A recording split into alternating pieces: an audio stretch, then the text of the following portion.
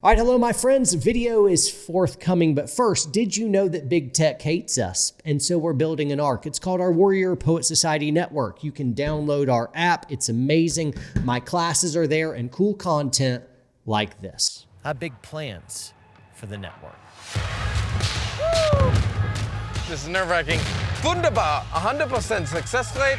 All kinds of different shows. Let's go! It happens up close. Usually you're grabbed. Never quitting, giving everything you have. It's not just entertainment. Lovell. It's literally world-changing, worldview philosophy.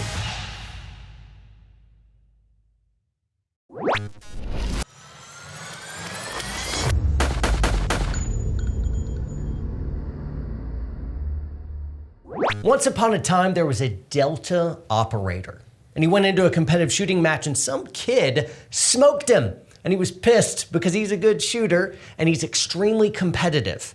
And so then the Delta operator went back to work because his job was killing. What I wanted to talk about was the difference between extremely good shooters and operators. The shooter, like the competitive shooter, for example, they're extremely good in one category. They're great. They're the best shooters on the planet. Competitive shooters are forces for good, and I give them a big thumbs up. Way to go, shooters. Operators, on the other hand, they're very good in 100 categories. So extremely different, hard to even compare the two. Here are some of the categories, and you'll notice shooting. Shooting is really important. Guys, understand the difference. Shooting is extremely important. But if you took a really good shooter, dropped him in a special operations team, they would be an utter devastating liability because they weren't good at all the other stuff. The amazing Instagram shooter would need to go to basic training and go through all the different stuff. So what I want to do is crack open just a little bit of this so you understand how important context is, and to be something of a Renaissance man of lethality. I did a video before on that, really fun. We'll put a link for you somewhere around here, you'll see it. Shooting, this is everything involved in shooting, and that's transitions, reloads, it's fast and accurate, and it's a really, really big deal. Just like the competitive shooter, the best place for us to find out how to be real fast and accurate, it's the competitive shooting community. Thank you guys for your great service. We're all better because of it. But what's even more important to the soldier is tactics. If you're in the right place at the right time, the fight is so easy to be able to just pull a trigger. Right place, right time, right mindset, that equals a big major win. So understanding raid and ambush tactics, all of this stuff, I could immediately Christmas tree down into so many subcategories like you could with shooting, but these are even harder with more moving pieces. Vehicle patrol tactics, reactive contact tactics, signal comms, really big deal. Medical, really important, and we're teaching classes on it now. What's up? Warrior Poet, we're growing, isn't that cool? Mission planning is a major deal. Plans are gonna succeed because you had a really good plan. It's not just let's dress up cool with awesome guns and go get it. It's really about coordinating lots of different forces to have a very specific way that we're gonna go about a mission. And then on top of that, we have our plans, emergency plans, contingency plans, backup plans, all that kind of stuff that goes into mission planning. This is a massive category. Land navigation, explosive, breaching, all these just different weapon systems, really big deal.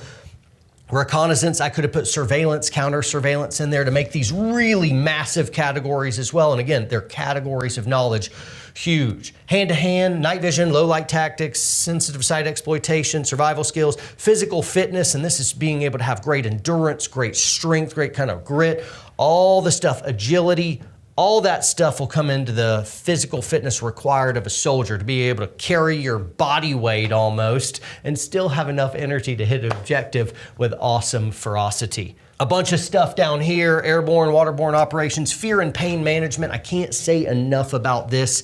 Even if you had a great amount of skills, when all of a sudden crap hits the fan, are you able to actually do the horrible thing? In which case, where the shooter is all obsessed with fast and accurate, and that's great. The soldier breeze, yeah, fast and accurate is good, but combat consistency. You can actually do the horrible thing when you think you're gonna die and chaos is all around you. Being able to manage your fear and manage your pain, that's so big. Leadership, TLPs, fortifying defending areas, CQB, you can just see the list goes on, and I didn't even get to this other stuff. Really important. Additional skills, a little different. Swallow, dip, spit without vomiting. Marry a stripper without vomiting. Divorce a stripper. Get sleeve tattoos. Get in bar fights. Start a YouTube I see what you did there. I'm the joke here. It's not funny, Evan! Anyway, guys, hope you enjoyed this and you grow. The whole point of this is so we can understand how to use different folks out there. The competitive shooter is going to get you real good at shooting, but there's a lot of other areas of knowledge that you may want to grow into. You may be like, I really care about this medical thing, or maybe you're a civilian, so all your gunfights are really happening at 3 to 7 yards in, and if somebody's running and gunning, it can be a little bit adrift because you're operating a bit without a context. If you have these large reactionary gaps, it's a little bit more indicative of a military context, larger reactionary gaps, but you're moving in such a way that a team can't support you with bases of fire and you're just kind of one-man Rambo heroing it, and it's like that doesn't really happen unless everybody else is dead, you're about to die too, and you just want to take a bunch of people with you.